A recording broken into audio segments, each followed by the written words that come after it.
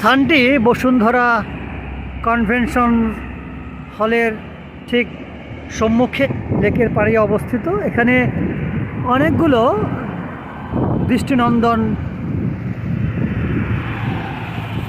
ফুলের গাছ লাগানো রয়েছে। এর মধ্যে অধিকাংশ হচ্ছে রাধাচূড়া।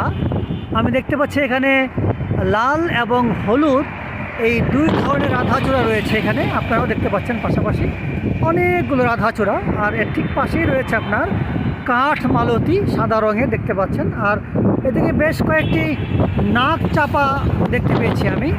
অর্থাৎ এই যে পুরো আপনার সড়ক দ্বীপটি রয়েছে, এখানে কিন্তু বেশিরভাগই রাধাচূড়া হলুদ রঙের আর লাল রঙের, পাশাপাশি রয়েছে নাক চাপা এবং কাঠ মালতী। স্থানটি ইন্টারন্যাশনাল